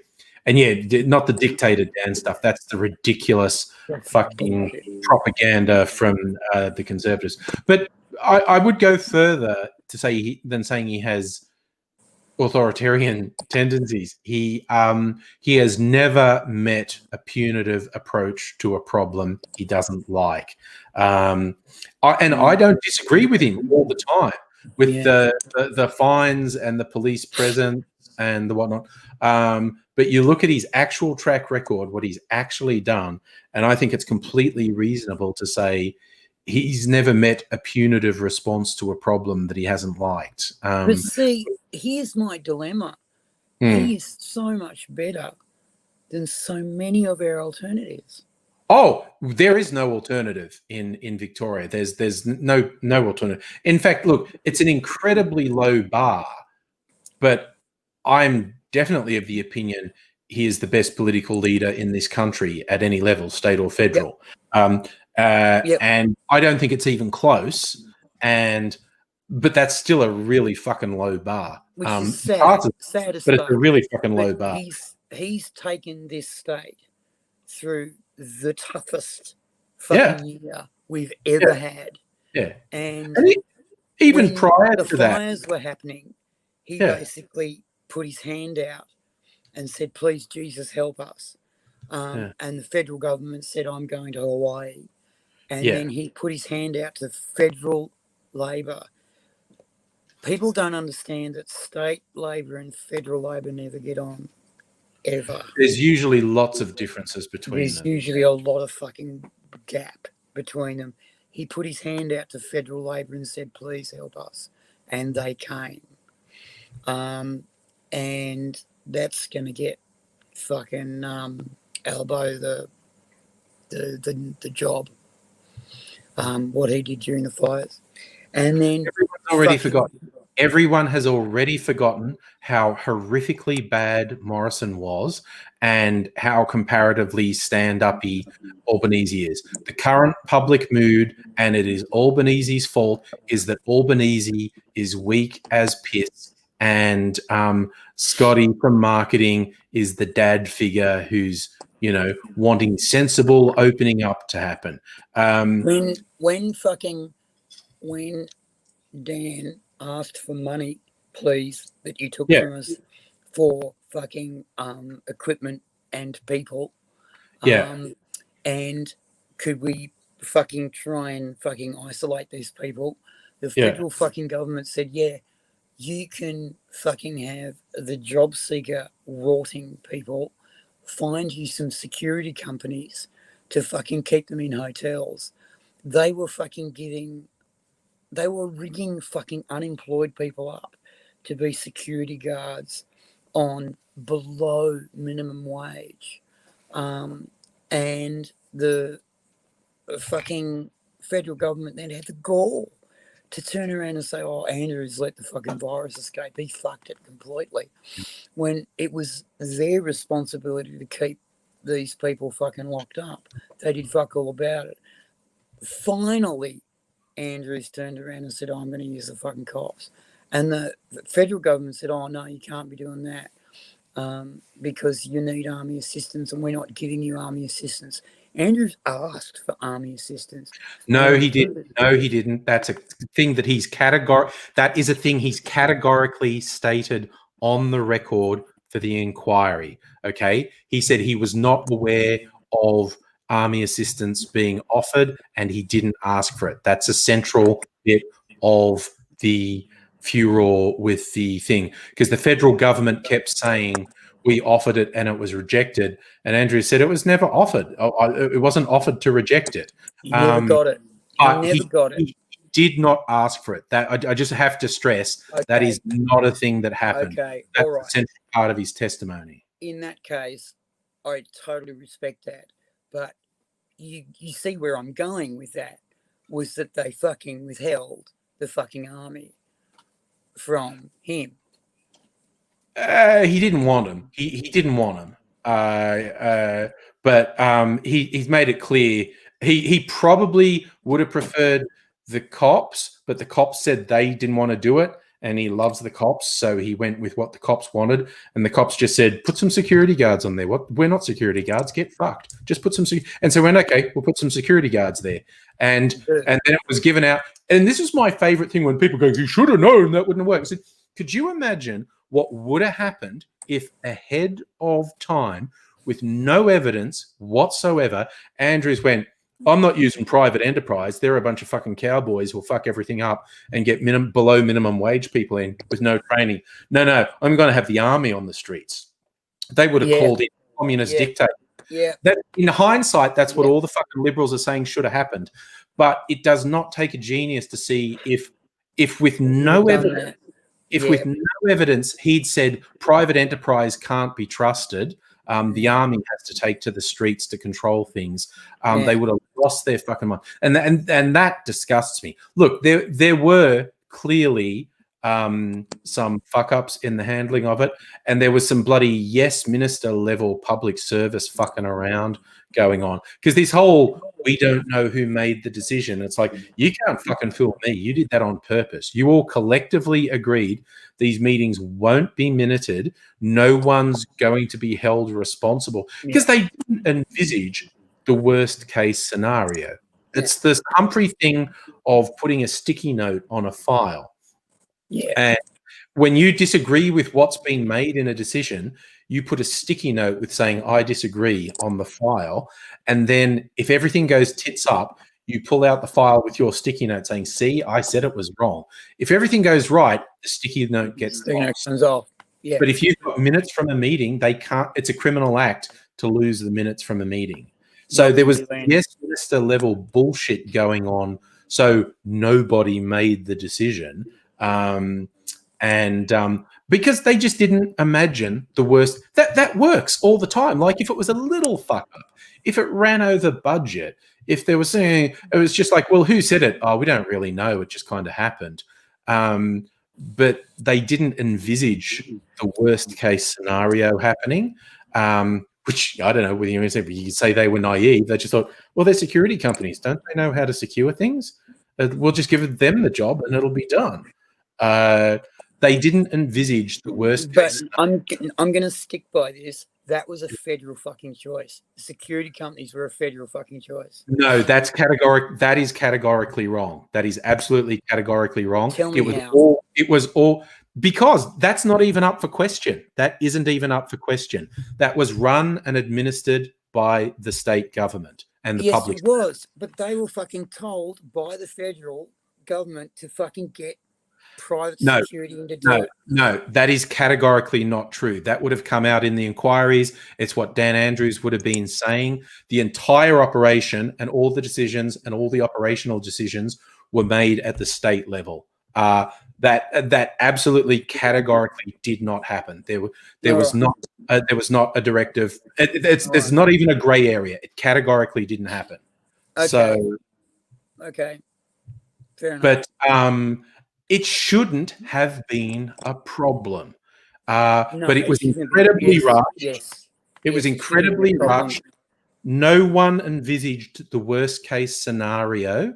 And actually, it was bad luck. It was really fucking bad luck.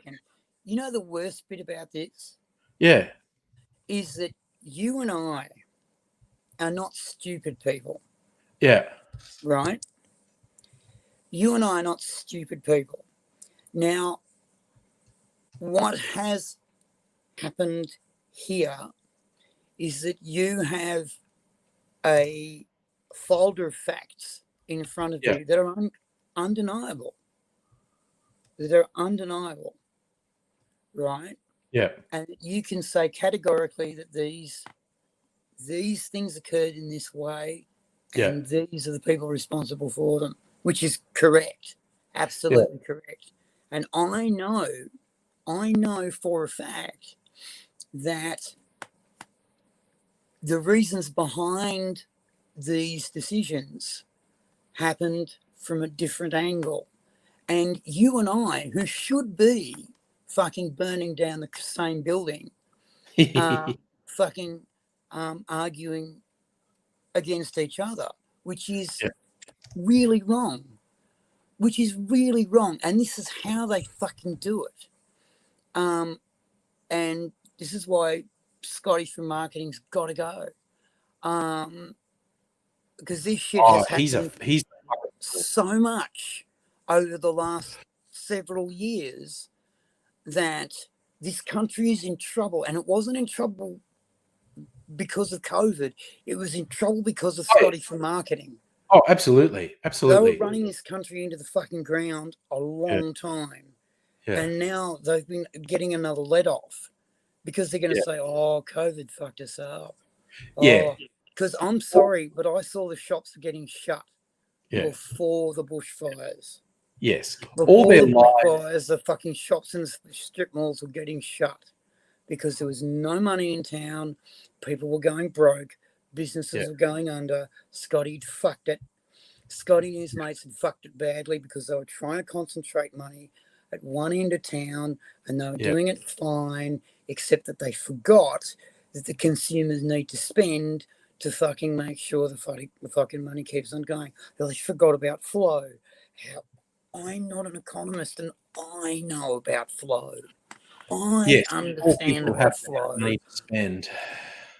And all the lies, their lies they started last year about, our budget puts the economy in surplus. And they kept saying it as the past tense, like we've attained a budget surplus. And then they'd say, and people would go, no, you haven't. They go, in the future, what? No, we're going to do this. And these 50 assumptions we've made will all come true, regardless of what any economists tell you. And then in 3 years, the economy will be in surplus. So this budget puts the economy in surplus. In the future. And it was never going to happen. It was always going into recession. It was always going into deficit. And now they've got scapegoats and they go, it's not our fault. It's the bushfires. It's not our fault. It's not our fault. You see, the fire happened and the COVID happened, and you see, no one could stop that. No one could fight that. And it's like, well, you know what? You're in the country that fared best out of a lot of us in Canada, I think, came out of this less scarred than anyone else. America's in so much trouble. China stupidly has turned around and said, we're fine economically. And I've gone, you are not real. You didn't say that out loud, did you? They fucking out loud said, no, we're fine.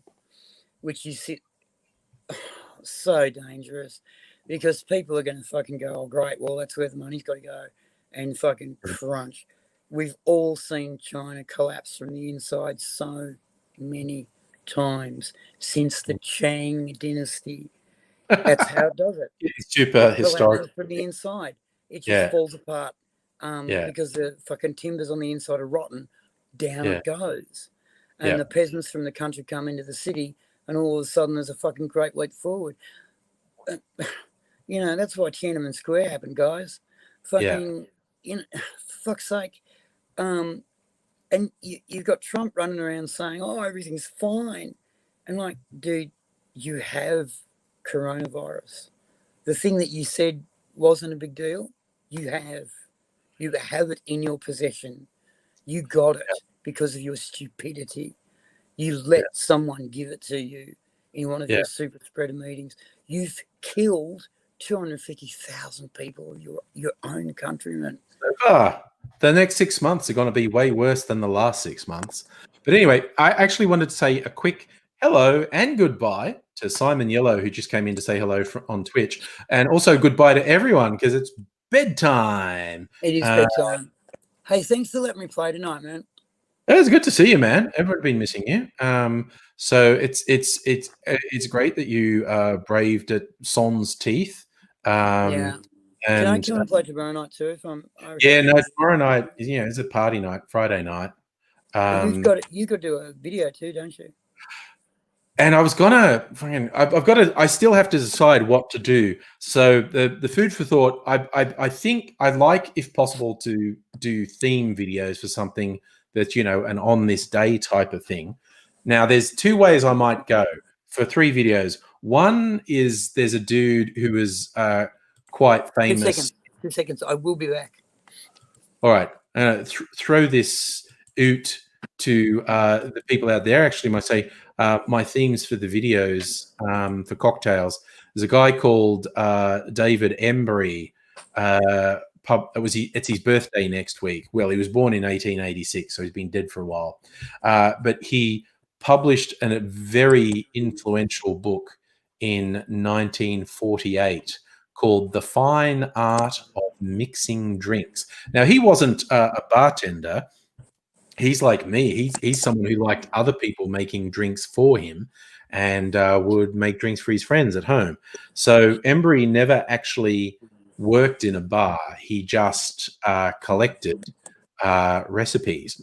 So one possible for my theme next week is to do one video for David Embry's birthday, do one of his better known cocktails.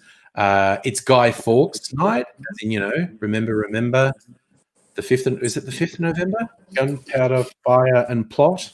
I see no reason why Gunpowder Plot should ever be forgotten, something like that. I forgot the exact poem. But yes, Guy Fawkes went to blow up Parliament. So it's Guy Fawkes Day. So I could try and come up with a Guy Fawkes themed cocktail. And then I could come up with one.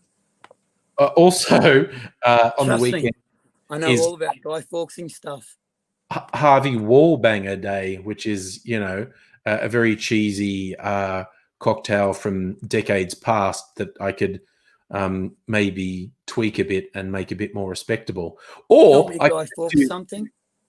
Yeah. What you want something with an explosive theme for a Guy Fawkes gunpowder plot? You really do. Yeah.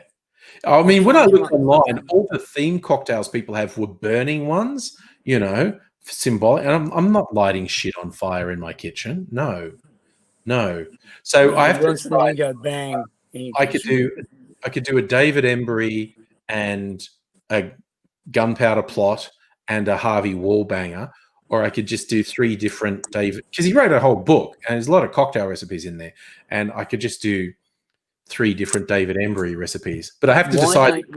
Why don't you do 3 David Embry recipes, a gunpowder plot, and a Harvey Wallbanger, as well as celebrate the coming of Halloween, which is important. I know Halloween is this week. I actually made the Halloween cocktails on last Friday nights.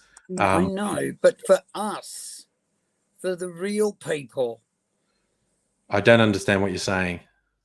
You and me, the people watching you live. Yeah. I'll make Halloween cocktails on the stream just to drink. Good. Because I put the video up last night. Like you want to come to fucking Easter. The blood cocktail and the corpse reviver and the zombie. Did you say you worked with a zombie? Yes. Okay, Stella also thinks I should do gunpowder plot. Philip thinks Guy Fawkes. So try and think of symbolically what would be a Guy Fawkes gunpowder plot. Everyone put your thinking caps on. You got till tomorrow night to come up with, and it's not something that is either burning or exploding, okay? Although I could, see, the tempting one is the tricky thing people do, like if you have a little container, and people often use like half a lime or half a passion fruit, and you put a high octane booze in there and light it on fire. So it's kind of separate from the drink, sitting on top of the drink on fire, and then you sprinkle cinnamon on top, which goes sparkly fire. I don't know. Ooh, maybe you can talk me into doing that tomorrow. I don't know. So maybe. Oh, Philip says make it smolder rather than explode because Fawkes and his mates were incompetent. I don't know if they were incompetent. They just got caught. They got betrayed. But that it was gonna. In fact, I've seen the doco about what would have happened if they didn't get betrayed, if they'd actually done it.